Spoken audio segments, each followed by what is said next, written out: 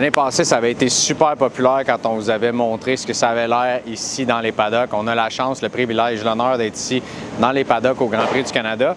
On va vous montrer comment ça a changé cette année, puis on va vous guider à travers les 10 équipes, puis ce qu'on peut voir un petit peu partout. On va faire attention. Comme vous pouvez voir, il y a des pneus qui s'en viennent juste à côté d'Hugo.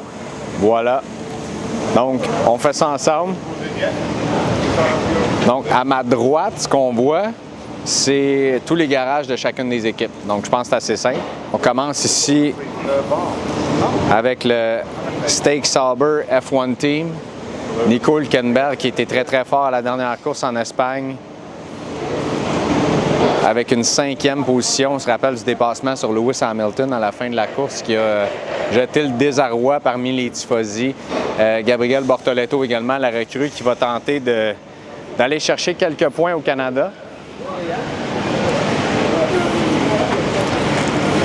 Fais attention de ne pas se mêler dans des pneus. Les disponibilités médias qu'on voit après chacune des courses, c'est juste ici. Donc, c'est ce qu'on appelle la zone mix où on voit les entrevues des pilotes après la qualif, après la course également.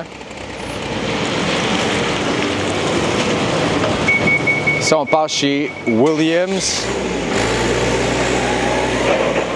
Là où je m'attends à une performance quand même très, très intéressante de Williams en fin de semaine. Carlos Sainz, Alex Albon.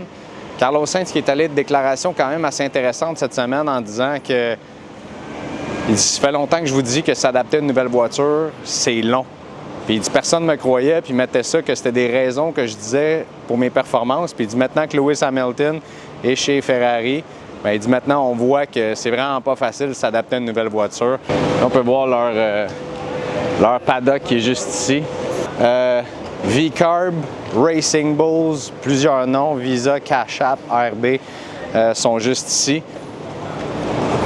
Donc, l'écurie dirigée par Laurent Mekies, Liam Lawson, Isaac Hadjar. Isaac qui va très, très bien, le pilote français, le jeune pilote français qui, à lui-même, a plus de points en ce moment que Yuki Tsunoda et Liam Lawson combinés. Fait que ça va être intéressant de lui poser quelques questions ce week-end par rapport à ça notamment.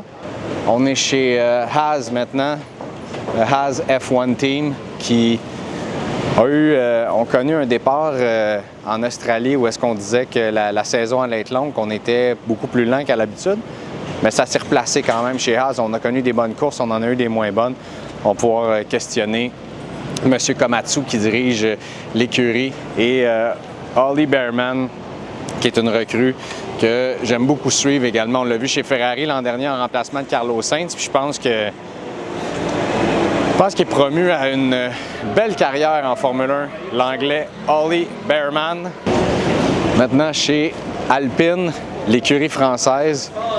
Énormément de rumeurs pour chez Alpine cette semaine. On sait que Flavio Briatore qui est revenu à la tête de l'écurie et notamment des rumeurs qui lient Christian Horner chez Alpine pour l'an prochain. On va suivre ça pour vous autres. Pierre Gasly, le pilote français qui va être disponible tantôt. Et une autre recrue qu'on a vue chez Williams l'an dernier, Franco Colapinto également. Là, c'est l'endroit préféré de tout le monde. C'est la bouffe du Québec et la poutine de chez Ashton qui est là. De l'érable. Il y a du café également qui est disponible. Sorry, thank you. L'écurie en forte proportion canadienne maintenant, Aston Martin F1 Racing Team. On peut voir les beaux vidéos qui circulent sur leur garage juste de l'autre côté. Hugo va vous montrer ça. Pas besoin de vous dire que le propriétaire majoritaire de cette écurie-là, Lawrence Stroll, canadien, montréalais. Mercedes, on avait eu une pole de George Russell l'an dernier. Le jeune prodige Kimi Antonelli qui va probablement bien faire également au Canada. Je trouve très impressionnant, moi, Kimi, depuis son arrivée en Formule 1. J'ai connu une séquence où est-ce que malheureusement a eu des bris mécaniques à 2 reprises, puis a dû abandonner. A fini dernier, pardon, à son autre course, a dû abandonner dans les 2 autres, donc il faudra se ressaisir certainement au Canada. On arrive chez Red Bull maintenant. 4 championnats du monde de suite. Ça fait 3 fois que Max Verstappen gagne le Grand Prix du Canada maintenant, 22, 23, 24. l'an dernier, n'avait pas la voiture la plus rapide, a quand même réussi avec une belle stratégie à aller chercher une victoire. On se rappelle Sergio Pérez qui avait dit abandonner.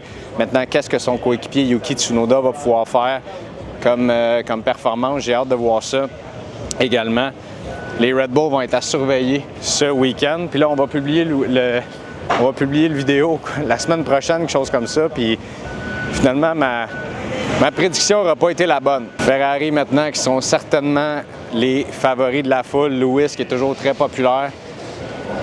Lewis, 6 pôles ici, 7 victoires, rien de moins, dont sa première à vie en 2007.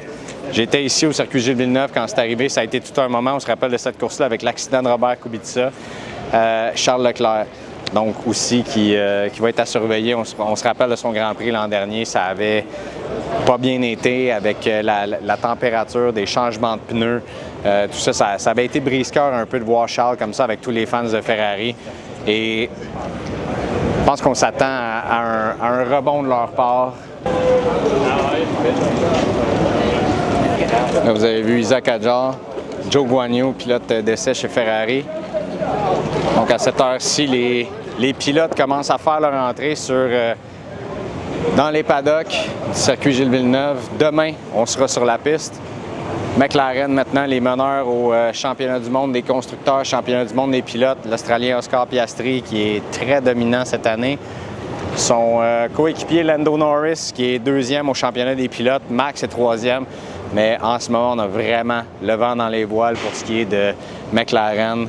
Et si tout se passe comme prévu, s'il fait beau, tout ça, parce que c'est toujours dur de le prédire le jeudi, mais je pense qu'on peut s'attendre encore une fois sur une piste comme Montréal qui est très, très rapide, d'avoir les McLaren qui sortent au top encore une fois ce week-end. C'est un peu ça. La visite, vous pouvez voir, c'est tellement beau ce visuel-là. Regardez ça, les améliorations qu'on a fait au circuit Villeneuve. 2 étages maintenant pour chacune des différentes hospitalités des équipes.